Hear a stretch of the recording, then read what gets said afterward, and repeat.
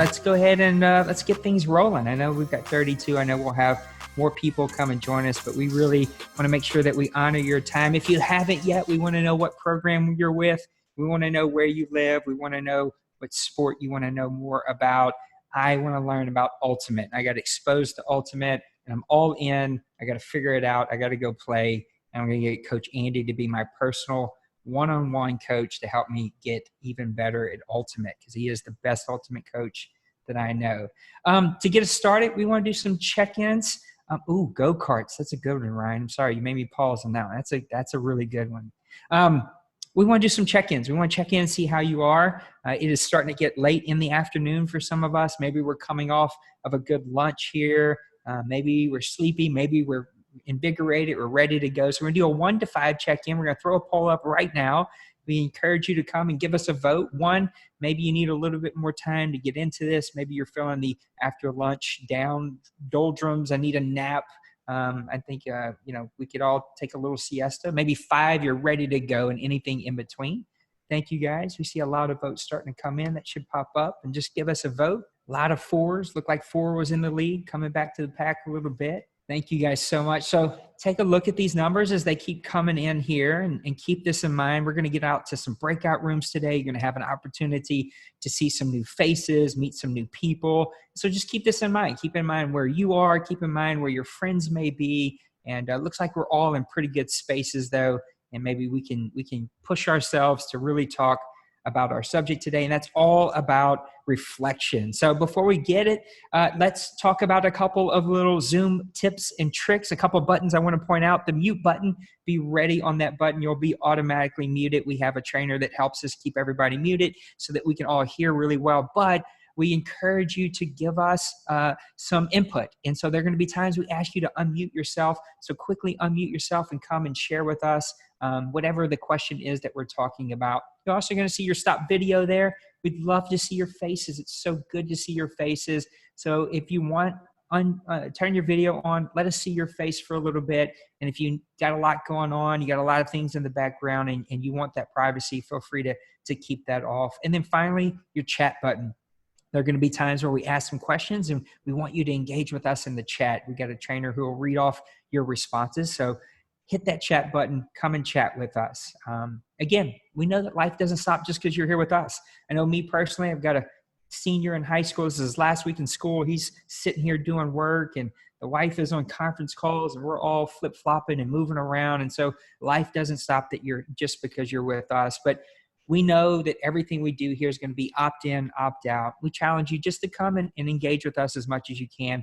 Be present as often as you can. And there's a lot of stuff. It's okay to turn your video off, but if you can, turn it on. We'd love to see your face. And then last, when we talk about our mic, when we unmute you and have you come and talk with us, it's going to be a little awkward. Sometimes we might stumble on top of one another, but it's okay. We'll just quickly share, and then we can go back to mute it, because we really want to engage with you and get going. Let's talk about our goals for the day. Well, I don't mess this up here. There we go. Technology. We're going to do 3 things. We're going to define reflection so that we're all on the same page. We want to understand the what, the why, and the how process of reflection. And we want to implement reflection as a tool so that we can learn from our experiences in a very intentional way. So here's what we're going to do. I want to first get you off into some groups before we get going. I'm going to give you a question to chew on. So here's what you're going to do. When you get into your groups, you don't have to do anything. I'll send you off to there. You may have a button pop up that sends you there. But I want you to share your name, share what sport you coach, or a variety of sports. And then why did you choose to become a coach? What was it that made you want to be a coach? And I invite all of you guys to share. We'll give you 5 minutes. I'm going to be Johnny on the spot about it. I'll give you a 1-minute warning, and then you'll see a little dialogue pop up that gives you a button that you can press after the 1 minute's over that sends you back in here. Why did you become a coach? Here we go. We're going to send you off in 3, 2, 1. Here we go. Now, I'm glad that we're all back. I hope that you guys had really, really great discussions, and let's open it up. So get your finger on that mute button, get ready. I'm looking for 2 sharebacks. What are some of the things that you guys spoke about why you coach? Maybe it's something that you heard, or maybe you just want to go ahead and share why you coach. So I'm looking for 2 quick share backs. I never got to finish talking. My Zoom went out. Oh no, Coach James. Well, tell us real quick, 30 seconds. Like, why did you sign up to be a coach? Because I'd coached before, and of course, played baseball. I like that anyway. And I think there's a lot of strategy involved that I like, and that teaching young kids, you can teach them. They're used to just the same old things. So being able to teach new strategy, new techs, I love it. I love that, Coach James. And Coach James is one of my new buddies from LA. He's a Louisiana boy, so it's good to see you, Coach James. We're looking for one more. Can one more person unmute yourself and tell us why you coach? I can share. Thank you, Coach Gabby. So I decided to coach for Matthew. I had mentioned this when we were at our training. He has autism. So we decided to do something different besides, day-to-day therapies and being indoors and, what they usually do. So I coached this team for 2 years in a row. And my main goal was to just kind of help him grow in his social skills. And so that was why I decided to join or to become a coach. Yeah, that's super personal. Thank you both for sharing, right? These things really connect to like our being, and we're going to really talk about that at the end of this. But we want to introduce 2 other questions. Part of understanding our why and part of reflection is really understanding the what and the how. And so as coaches, we're really good at that, right? We really like to think through the what we're trying to accomplish and how we're going to do that. So 2 other questions that we're not going to answer right now. We'll get to them, but I just want you to think about them is, what are some of the current outcomes and goals during COVID-19, all right? This thing has happened in our lives. We've been separated from our program. So what are some of your current goals and outcomes that you're trying to achieve as a coach? And then how? How are you doing those? Is it virtual experiences? Is it phone calls? Is it some other type of way to connect to your team? As we kind of think through those things, we're going to dig into them because as coaches, right, we're really good about being intentional about what we want to accomplish, right? That coaching for outcomes back from our CTI training. We know this is the outcome that we want to achieve. If we reverse engineer it, now we know how to get to that goal. And so sometimes we can be really flexible, right? That how can be super flexible. Maybe we show up and our field is being taken by somebody else or being cut or not available today. Or maybe we don't have enough kids that show up. And so that how can be really flexible, but sometimes we have to change our what, right? Our kids show up and maybe they're all in a 1 or a 2 because something really tough happened at school or they've just had a lot of tests or something. And so maybe you can't push your team that day into a lot of their skills. And so maybe that day you change and it's just for fun. You just want to reconnect and have fun. As coaches, we can do that really well about our what and our how and being very flexible, especially during now, right? COVID-19 has hijacked. It's taken away from us our teams. It's taken away from us our connections, and our players have now been disconnected from those peer-to-peer relationships that we know are so important to a lot of them, and they've been taken away from us, that caring adult relationship, that coach that has been in their lives. And so as coaches, we've had to get really creative about how do we do this? How do we find ways to stay connected and build relationships with our teams, even during something that's out of our control? And I think last time we were all together, that's exactly what we spoke about. We talked about virtual experiences and changing our approach in the what and the how. In fact, we'll talk about this at the very, very end, but we'll have somebody on our next training that's actually an expert in this area, and they're going to come share with you all the really amazing opportunities that have been presented themselves during COVID-19 to virtually connect with players and really help them find a healthy place to grow. As we think through turning the corner of the what and the how to fit the why we coach, I want to give you another example about why. I want to give you a very specific thing that I want you to think about, maybe buying a new car. If you had to go buy a new car and you were thinking through what you need, what are some of the reasons? I'm sorry, something is going crazy here. I apologize. My technology freaked out real quick. Give me one quick second. I'm so sorry. All right, now we're back. Something took over my audio for a second. So if somebody tries to, you want to buy a new car and it's time to buy a new car, what are some of the reasons? Like, why would you maybe choose a Honda over a Ferrari or a Ford over a Chevy or a truck over a van or maybe a sports car over, a motorcycle? We all have different reasons. So I want you to think about those reasons. Like, what are some of the reasons that you would actually buy these types of vehicles? So another quick, 15-second share back. What are some of the reasons that you would buy one vehicle over another vehicle? Gas mileage, yeah. Like I need to make sure my budgets are good. I travel a lot. I want to make sure it has good gas mileage. Somebody else help me out. Budget, speed. Yeah, budget. For some of us, speed, right? I want to go really, really fast. I want this car for this. Or, hey, I only got this much money. One more. The number of people you have to carry around? Yeah, like if I got a big family, I probably can't buy a 2-door sports car with a T-top. Like, it sounds really cool, but I got, a bunch of people I need to move or get them to practice and buy this or buy that, right? And so the actual use of my vehicle, right? If I was going to buy a car to support my furniture moving business, I'm probably not going to buy a Ferrari. It would look really cool and it would go really fast, but it doesn't actually fit the use and the need that I have.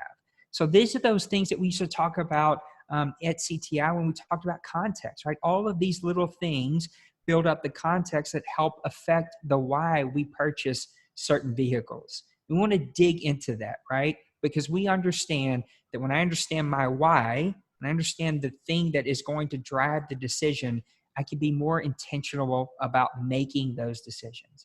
And we know here at Up to Us Sports, we love being intentional with our coaching for outcomes and intentional relationship building, intentional team creation, all of these things that we intentionally do. We want to do the same about our decisions. And so to get into that process, I'm going to toss it over to Coach Andy. So just like Nate said, we're going to think a little bit more about why knowing what we're doing and knowing why we're doing it is important and why that can have a significant impact on how we coach. So to understand this a little bit more deeply, I want to think about another scenario. This time, let's imagine that social distancing and the threat of coronavirus ends completely tomorrow. We worry about no more stay-at-home orders, no more nothing like that. The question that we have for you is, how would you spend the rest of your day? If there were no more social distancing, no more need to worry about anything outside, how would you spend the rest of your day? So take a second to think about that and then put your answers in the chat. Hugging everyone. Julie, I feel you. I miss the hug. Barbershop. I mean, you can see. I need that. Coach Nate's wearing a hat because missing his barber. Happy hour, come on, right? Go eat crawfish out on the lake, see my family, and visit Hermosa Beach. These are all great answers, and I wonder, for all of us thinking about this right now, answer is different. Why don't we all have the same answer? We have beach, go to the bar, see family, hug people, working out. Lots of different answers. Why are these answers not the same answer? Why do we all have different answers for what we'd do if social distancing was over? Nice. So everyone's why is different, Julie says. We all have different contexts, says Hannah. Different interests, passions, and priorities. Yeah, that's exactly right. We're all unique people with different motivations and different hopes that guide how we'd want to celebrate, how we'd want to act on our free day. And so I think that really exposes that our reasons, right, these unique features of our are the why, and then our actions are the how. So Nate started by talking about what are our goals as coaches, and then what is our approach to do that. And then when we start thinking about goals and approaches, that coaching for outcomes thing, then we start thinking about, well, what's the actual why? Why are we even doing any of this? And that gets us to our higher purpose, our reason for being there. There's a coach who works on mentoring, Jim Afremow, who asks athletes to think about what is your big enough why? And the big enough why is the why that gives you the reason to endure all the difficulty that you go through coaching or as an athlete, all the barriers in your way, all the struggles that happen with training or the struggles that you have with your young people. What's your big enough why? So we start talking about what we want to do, how we would do that, and then get up to what's the big why that drives all of this. And when we figure out that why, this overarching reason for what we're doing, then we can be more intentional about our action. We can make sure that our approach and then even our goals extend from that why. So that reason, that big reason for doing things, that becomes something that informs our approaches, and then that informs the ways that we make goals. So last question is, think about your goals as a coach. What do you want to achieve by serving as a coach? Put your answers in the chat, and Marisol is going to put them up on the whiteboard. So what goals do you want to achieve as a coach?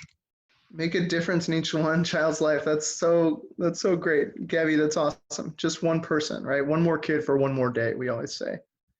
Discipline. Ensure skaters have a sense of self. Love that, Wade. Building relationships. Improving social skills on players' future. Awesome. An accessible form of support and structure. That's so great. Love that, Hannah. Equitable access to healthy outcomes. Nice, Aaron. Give opportunities that kids wouldn't have previously. Nice, Najee. I love that. Safe places. Positive life values. Safe spaces. To be the best part of my kid's day. I love that, Jen. It's awesome. Spread self-love. Ada, yeah. Speaking the truth. Excellent. So those things, all these things, and keep putting them out there, and Marisol will keep putting them up. These are the what that we're working for. This is our goal. And so then the next step, like we talked at Pyramid, is how do we make this happen? What steps do we have to achieve our goals? How do we do these things, right? So that's our approach. A lot of you at your organizations will have a mission statement that sometimes includes the approach, right? Both what the goal is and then how we do that. So in general, all of us as sports-based youth development coaches, we play sports and build skills in order to transfer those skills, not just to the field, but to laws of life, right? We learn discipline when we play basketball, not just so that we can be disciplined on the court, but so we can be disciplined in the classroom and at work and at home, right? That's our big approach. And then once we get through that, why do we believe that? Why do we make these choices? Another coach that I really like had this idea that when pain is bigger than purpose, we will always give into pain. And that question, that's the why. So we have to have, again, like Jim Afremow said, what's our big enough why that lets us put up with the difficulty, lets us push through the barriers, helps us come up with new approaches to achieve these goals. So when we better understand these experiences that we have and that we can talk about, then we're able to bring about deeper levels, not only of self-awareness, but also of the outcomes that we're looking for. So to get deeper into this process, I'm going to kick it back to Nate, and we're going to talk more about how we get to the answers to these questions for our unique and individual selves. Thank you, Coach Andy. He's the quote master. These are some amazing quotes he's slinging around, the ninja quote master. I loved all of these quotes. Let's talk about reflection. Coach Andy walked us through thinking through the how and the what and how those things play a role in our why. Let's talk about the main word, though, that we've been talking about, reflection. The dictionary defines reflection as a serious thought or consideration, stopping and really thinking about something. But I love when they have multiple definitions and different perspectives. Let's look at the second one. It's like to try and understand and learn from our experiences. But just thinking about things that have happened is a really, really good place to start. But if we're going to improve, it's stop and really looking at those teachable moments. How can I take those teachable moments and apply them to my life? So here's what we're going to do. Here's a question. I'm going to look for 2 sharebacks. So get ready on that mute button so you can unmute yourself. I'm going to give you 15 seconds or less. And if you don't get to share, don't worry. I'm going to give you your next step. As a coach, what is one thing that you've learned from coaching that your experience of coaching has taught you? What is the one thing that your experience of coaching has taught you? I'm looking for 2 sharebacks, 15 seconds or less. The kids are very observant, and there was one situation where I wasn't able to make it. So when I did go the following week, every single child was like, "Where were you? What happened?" I know, man. They are the greatest readers of people. Just like your little guy, when he walked by, he was observing. He's like, wait, something's going on over there. Let me go check that out, right? They can read you like this. They know when you're having a good day, a bad day, or an awesome day, or not awesome day, right? They can read you. One more. Give me one more share back. Thank you, Coach Gabby. You're welcome. For one more. We have people in the chat saying patience and taking your time and just lots of patience. Love that, right? It teaches you patience and a little bit more understanding. That's one of the biggest things I gleaned from our training is like, oh, like I can just be more patient and understanding because now I understand what's going on. So here's what we're going to do. We're going to let you go back with your friends that you just made a little while ago when we first had our breakout groups. And that's going to be the question that I want everyone to discuss. What is the one lesson that you have learned from your coaching experience? We're going to go there in 3. We're going to go there in 2. Here we go. There we go. Some Teenage Mutant Ninja Turtle tattoos. Look at this guy. All right. It looks like we're all back. I hope that you guys had a really, really great conversation as we all check out Coach Thomas's Ninja Turtles tattoos, which why would you not use those if you had them? I hope that you had really good opportunity to practice the first definition of reflection of just thinking about it, but we want to go a step further, right? How can we glean these lessons? That second definition of reflection, how can we glean these lessons and apply them so that they're super useful to us? And so I want you to think about how can you do that? Think about your one lesson and think about how you can incorporate that into your future teams, your future programming, the future coaching that you're going to do. And while you do that, I'll give you my example. I first moved to New Orleans. I began doing youth work with an organization called Excite All-Stars. They do youth work on the east side of the city. And this is a pretty wide range of ages in this program. And we would do this programming on Saturdays called Super Saturdays, where the whole program came together. And it just was a day of games and activities to reconnect everybody throughout the months leading up to a big summer camp that would happen for over 12 weeks. And at my very first one, that was my first job. They were like, here, it's your day. We're going to show up. You tell us what you need. And so we created all these really neat games and activities, and we go one thing to the other. It was a really full day. But I quickly learned that that variety of ages, that wide range of ages, made it really difficult. The older kids would either be nervous about playing with the younger kids, or they would just kind of unplug from the game. The younger kids maybe had a hard time playing some of the other games. And so it ended up just being this mesh of games where not everybody gets to really enjoy it. And so it really changed how I thought about programming. It really made me forced to think through the different age groups and how could I incorporate different games that would affect the young kids and that they could really get into and that the older kids could support and be a leader, and then also create opportunities that the other kids could really get into the competition and let loose and have a good time. So that was my first opportunity to think through how it changed my coaching moving forward and thinking through the different ages. So we're going to send you back to your breakout rooms. We're going to give you about 5 more minutes. And that's your question. How can I incorporate the lessons that I've learned, the ones I talked about in the first breakout group, into my future teams? Here we go. We're going in 3.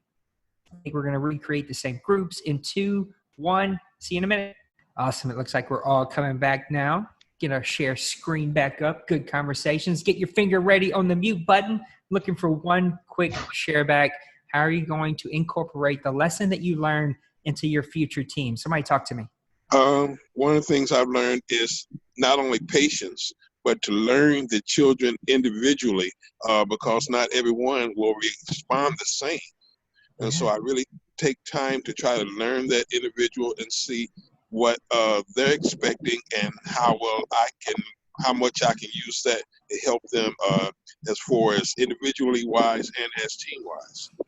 That's awesome. Is there a quick tip or trick that you do to do that? Well, most of the time I'll just ask them, why do you like playing? And I'll just try to get into their mind and see where they are and what they want to do. Some say, well, I just want to come play. So I understand that that is more a playing and more or less teaching than anything else. And there are some who are a little bit more serious about it, but those who are a little bit more serious about it, I can push them a little bit harder than others. I love it, Coach Carter. Thank you so much for sharing, right? Coach Carter, shout out to those questions. Thank you so much. We're going to talk about that, but that's what it does, right? Reflection is something that we can use all the time, and you guys just practice some of that, right? You practice that opportunity to think about the lessons you've learned and how you can implement them into your teams. And we know, again, there's this powerful thing that happens when we're intentional about it. And when I spend that time to reflect, I can be more intentional about my what and my how, because it really connects to my why.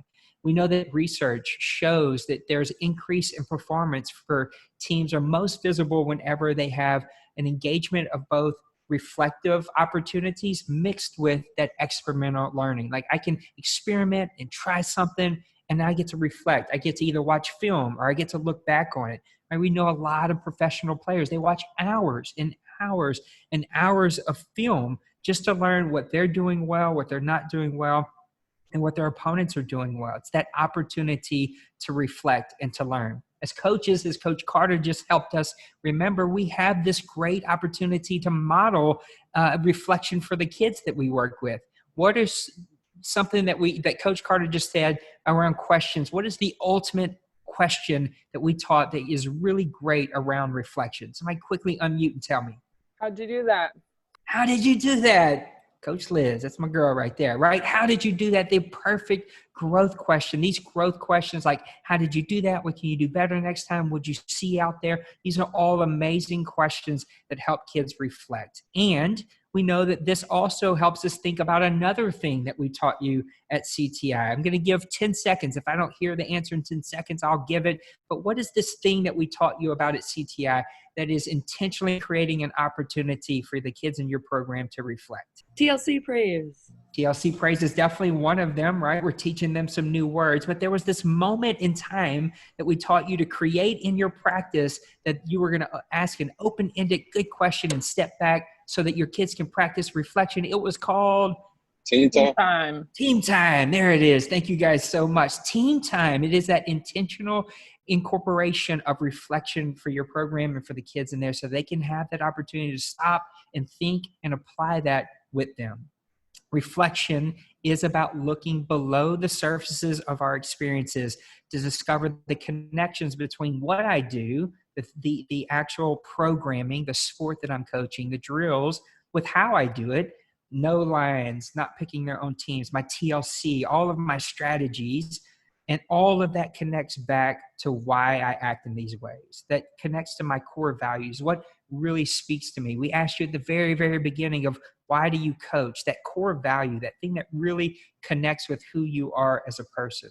When I have that deep understanding of why I do the things that I do, I can be more intentional about figuring out the what and the how of what I do, because they're all connected back to this is why I do this. This is why I'm going through this. For example, right during COVID-19, we've all been separated from our teams. We all are living in this experience that our kids are living with. Our kids have been separated from us. They've been separated, some from physical activity. They've been separated from a coach, from their peers. So as a coach, the why hasn't changed for us. We still want to coach because of our why, because we want to show patience, or we want to teach understanding or build relationships, all these things that we spoke to. It's the what and the how that we've had to get creative about. We've had to get creative about creating virtual experiences or check-ins or text messages or letters or all of these variety of different ways that as coaches, we're getting creative so that we can figure out the what and the how, because they all connect back ultimately to that why. The why I coach doesn't change. And as Coach Andy says, when I know that and it's hard and it's tough like it is right now, we can really continue to do what we do because we know why it's so important. And knowing our why means that we have to identify some of those core values, like being really intentional about what are those things that are really important to me. And for a variety of us, that comes from all kinds of backgrounds, maybe professional, maybe personal, maybe spiritual. There are all different things that really speak to your core values. And sometimes it may not be an easy process, but we want to spend some time thinking through that. let's spend some time thinking through what some of our core values are. And to do that, I'm going to toss it over to Marisol. I am muted. I was muted. But thank you, Nate. That was great what you touched on. I mean, we've really been focusing on reflection, but we've been focusing on why right now. Getting to know your why. And because that's in order to do that, we've got to focus on our core values. We've got to look and reflect on, well, what are our core values? So we are going to turn here and start to explore that more together. We want to give you some time right now to start identifying those values that resonate most with you, that resonate most with us. So in order to do that, we got to think, well, what are values, right? What does values even mean? Well, think about values as those things that get you out of bed in the morning. What drives you? What is something that you strive to really embody? If you can't find that word right now, that's okay. I have some sample ones that I put up right here for you. Not really sample ones, but ones that people often use. Something that you might identify with. Maybe you're somebody who really wants to embody happiness or honesty. Maybe there's a word on here that, isn't exactly yours, but you already know it. Keep that word, okay? But if not, you can pick one of these. That's what we're gonna do. We're gonna pick one or two of these. And I'm going to give you some time here to actually reflect on that core value, that one or two core value, and figure out why that is your core value. When did you first identify with this? And what experience led to you identifying with this word? So we're going to do those two things right now. We're going to pick those words, and I'm going to give you time to actually write about this word. How do you identify with it? Why do you identify with it? Okay. This is a very personal thing because there's a personal story attached to it. So if you want right now, go ahead and you can throw on your headphone, throw on some music, keep us tuned in here, but really give yourself privacy in order to write. So you can turn off your camera if you'd like. And I'm going to give you a few minutes, maybe 3 minutes here to just write about that core value. If you have any questions, go ahead and chat them into us, but that's what we're going to do right now. And go. If you have a piece of paper handy, go ahead and just write on that piece of paper. If you have your phone and you just have your notes section on your phone, go ahead and write about your core value there. Maybe you're on your laptop and you'd like to just type it up on a quick document. Anywhere you can, go ahead and just spend some time reflecting on that. All right, thank you all for hopefully taking some time and really using this time to practice your reflection and to figure out what your core values are. I know that, that was not a lot of time for us. And so if you really didn't have enough time to really sit down and flesh this thought out completely, I really encourage you and challenge you and anyone on this call, including staff, including myself, to really think about your core value and take the rest of this week to continue thinking about that and writing it down. And I even want you to take it a step further and figure out, okay, if this is my core value, if my core value is authenticity, how am I going to take that into my coaching? How am I going to show that in my practices? How am I going to show that when I connect with my kids virtually? When I get back, when we return to the field, how am I going to show authenticity on game day? Really take it that step further. So recognize your core value and take it to that next step and find out how you're going to show that core value in your everyday practices with your team. And so it really what this is about is if you're, having trouble staying motivated during this time, during shelter in place, knowing your why, as Andy said earlier, purpose is greater than pain. So if you have a big enough purpose, you can push through this challenging time right now. You can push through this this pain that we're all going through right now if we have that big enough why. And so we are wrapping it up right now. I really want to give us time to like debrief this in our smaller circles, in our debrief circles. And so we're going to break out into team time right now.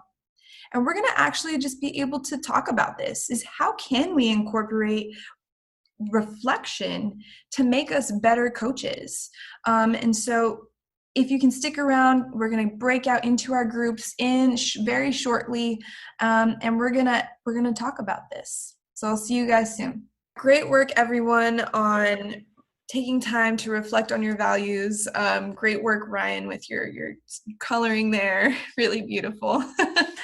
And I hope you were able to really reflect in your team time groups right now and think about, how can reflection really work into your everyday as a coach. So right now, I just want to celebrate that you all joined us and that you're all able to be here. So I'm going to offer up a waboo. And can I get a waboo? Wow. Awesome. If you want to stick around, I'm going to give us some really quick updates. So don't leave quite yet so you know what's coming up with Up to Us Sports. First, can you see my screen? Just give me a thumbs up. Cool. Thank you. So what comes next? Well, as you know, we have our teletraining survey that is always out there for you to give us feedback. Give the training team feedback. We want to hear from you. We want to know how we can support you. We work with the program team as well to make sure that we're all on the same page and know as much as possible what kind of support everybody needs. So fill out that survey. We're going to chat those links into the box. You can copy and paste them. Copy and paste the evaluation survey. This one's super important because this is how you get credit for being here. If you are a coach, this is how you get your credit. You fill out that evaluation form and spend some time, rating us as trainers, rating this training session, and then just really being able to provide us some feedback about what went well and what we can improve on. So it's super easy. Go ahead and click on that link, put it in your browser, and fill it out. And then next, really excited, I've been waiting all day to talk about this, but it's our next virtual training on Tuesday, May 19th. It will be at 1 p.m. Pacific Standard Time. Yes, 1 p.m. Pacific Standard Time. We only have one session that we're offering. Super important right here. So you have to be on this one or you'll miss it. And you don't want to miss it because we're going to be with guest coach Mackie. He's from Steady Buckets. So he is a basketball coach. If you want to look him up on Instagram, if you want to look him up on their website, whatever you need to. But really what he's doing is amazing. He's already just has so much knowledge as a youth sports coach. I think it's 15 years of experience as a coach. But in addition, he's been able to transition his training, his 7 days a week training, fully online, fully virtual training. And so if you're someone who's really looking to figure this out and figure out how can I do this? What do I need to do?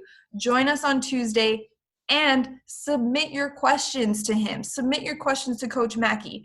Ask him, hey, how do I do this? How are you doing this? What advice can you give me? I'm really struggling. Coach Mackie will answer those questions for you. You just got to submit them to us. So register and complete that evaluation form in order to get all of that taken care of. Last but not least, we have resources for you. Check out our website, Up to Us Sports at Home. We have so many resources for you. And we have coaches as well leading really great workout videos and all of that. So check out our website. But that is it for today. Stick around if you'd like, but thank you so much. Yes, Nate, go ahead and plug that book. If you like to read, this is where a lot of what we talk about today, this is the inspiration. It starts with the Why by Simon Sinek. An amazing book. You can find him on YouTube, TED Talks. Check it out. It is definitely worth the read. Charita. That's my girl Jarita got it. Yeah, I see you got it.